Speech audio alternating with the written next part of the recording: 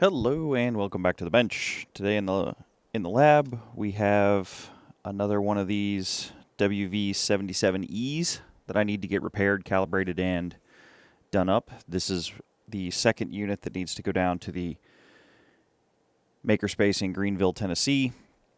This is also the last of the current load equipment that I have slated for them. So once I get this through, then we're back to our regularly scheduled program.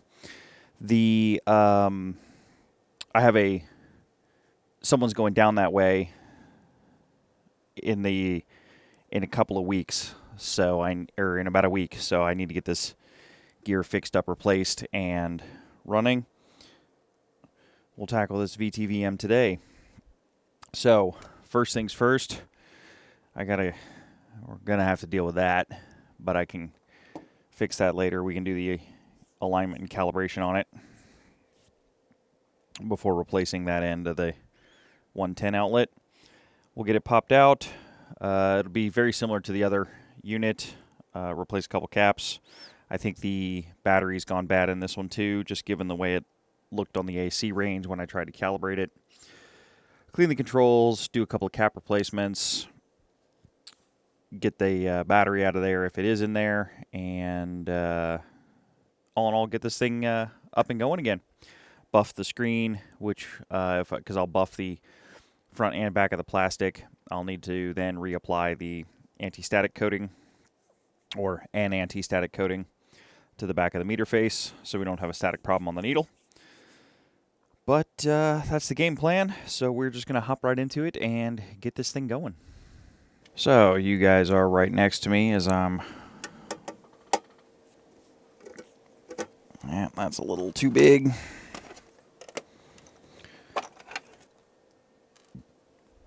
Okay, what horrors do we have inside? Survey says... Yep, we got another battery. Still have that weird fuse stack, too. Maybe that's for resistance, because this one's got it as well. Far less damage than the other one, but we do still have battery problems. This one is starting to split open a little bit, so... Alright, well, we'll get the caps replaced, see what it does. Alright, well, this wafer switch terminal right here is pretty fried out. This is probably the last time this is going to get worked on. There's not much life left in that one. This is from previous technicians. I am for sure not the first one in here, but it is what it is, and we will do with it what we can. So to get the board away from the meter face, it's 4 bolts. Of course, this one doesn't want to play nice, but I need to do it this way as opposed to getting at it the other way, because I also have to replace this cap and this resistor. That's what was damaged in the other one when the battery decided to cut loose. So we'll just pop those out for good measure, because I have appropriate parts on hand, because I do not want to have to pull this off twice. Now on this particular one, pardon the focus on all the movement, here's our silicon rectifier. We're going to swap this out with a diode as well. Just another 2N, or no, sorry, not 2N, 1N 4007. We'll replace this selenium rectifier. Wow. I think I should make some more coffee. Brain's not engaged today yet. And here we go. This gives me access to the bottom board. Meter's out. It is right here. So the meter is actually what kind of holds this whole thing together. And we have gas tight seals on the meter on the front end of the board, and then we also have meter contacts on the back end of the board. So the gas tight washers need to be on the meter side of the PCB, so we make good contact with those solder joints. which we are good to go. Let's get to repairing. The plate stack was starting to come out of the selenium rectifier. It's just so definitely good that we're swapping that. Okay, using learning we did, or that was gathered on the previous repair of one of these meters, we just hit this really hard. Obviously, our bulk filter cap got replaced. We had here's our 1N4007 rectifier diode that replaced the selenium rectifier. We also took care of this coupling capacitor that was damaged by the battery off-gassing. And I checked this resistor because this was the resistor that went bad. This was R4 in the other meter, and this one is also out of spec. They're half watt, 5% resistors at a 20 megohm value. This guy was reading 21.58 on my 7510, so definitely out of value. We replaced it with some, where's the lens, higher wattage, modern 20 ohm or 20 megohm. I think these are 1 watt, 2 watt, something like that. But they're metal film and high tolerance resistors, so that should not be a problem anymore in the AC range. So at this point in time, all of the known issues have been resolved. We also replaced the coupling cap. That's this cap down here. I think that's it. Now I gotta throw the meter back in, and then we'll check for some minor functionality. If everything works okay, then it's cosmetic. Buff the front of the meter, do some anti-static, and then the calibration on this one is quite short. Oh, there are the 3 adjustment settings: balance, DC, and AC. So the list of things to address is shortening up. Okay, let's give it a smoke test. I'm hooked up to the isolated supply. We're running the isolated supply about 117 volts RMS, which is fine. I'm losing about 5 volts through the isolation transformer, which is all right. So if we hit this up to...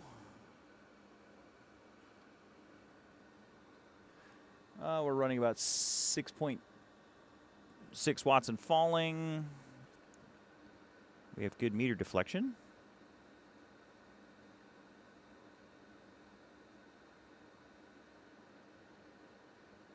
Coming back down. I did mechanically zero the meter already. That's actually settling out nicely. Little high, so we need to bring this down just a touch. However, if I hit it to DC, this is probably going to deflect because we messed with the main power supply of the unit, and I haven't done the balance controls, or I haven't done the balance adjustment yet. Okay, that was very expected. No problems there. We also have it on the most sensitive range, the 1.5 volts.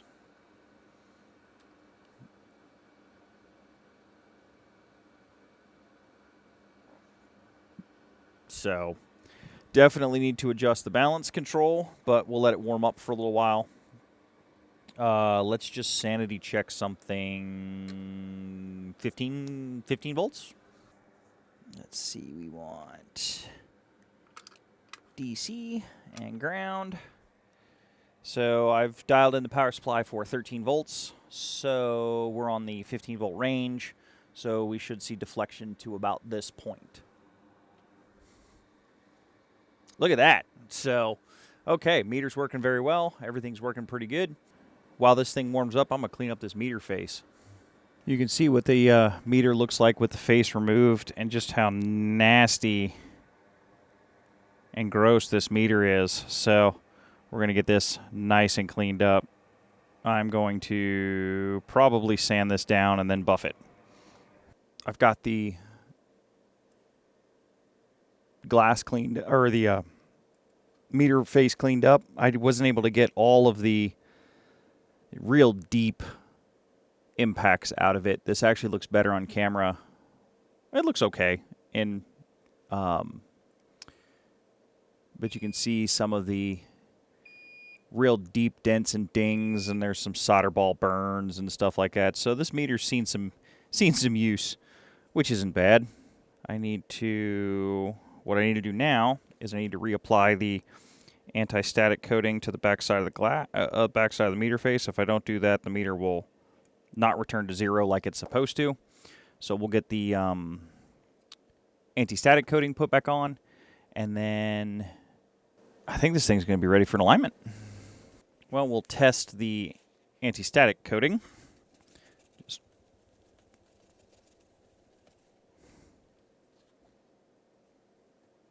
Yep, looks fine. All right, so now we need to mechanically zero the meter. Right there. Now what we need to do is do this bias adjustment, but I need to let the meter warm back up for a little bit because I had it off while I was putting the meter face on. So we'll let it warm back up for a little bit. Oh, I have voltage still applied. Oops. Turn off the power supply.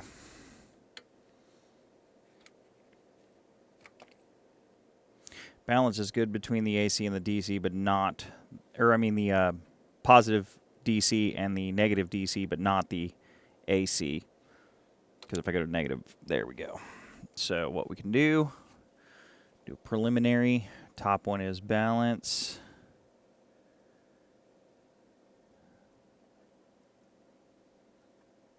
If I can find it with the tuning tool. Come on. Nope, can't. There we go.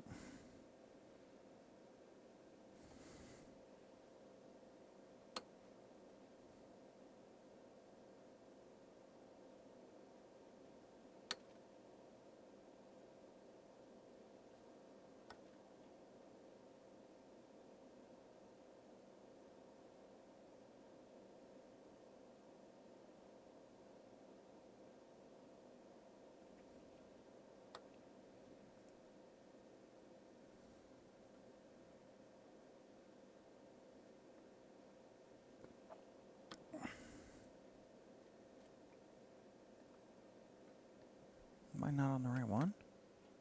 No, that should be balance. Oh, I'm not on the right voltage. That will cause all kinds of problems.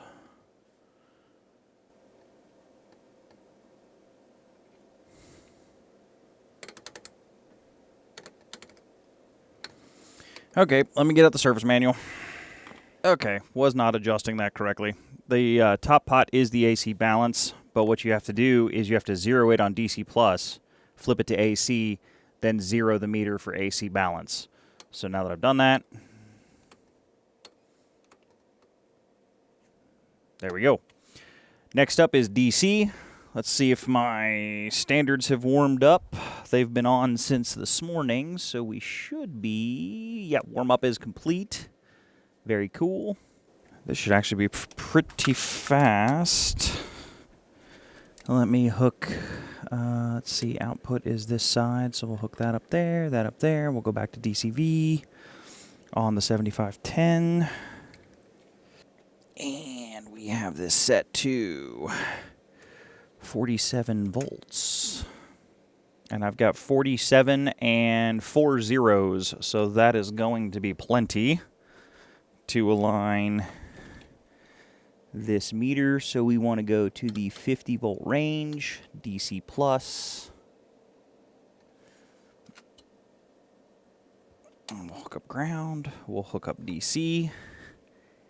And I need to be straight on for this. And there's our 47 volts. We have 45, 6, and then 7. Next up is AC, and we will do this at 100 volts. So we'll be here again. So we'll do this at 100 volts at 60 hertz. Let's see if it works. This one gave us trouble last time. Okay, we are at 3 zeros. So we'll kick this up to 150. ground, AC. Not bad.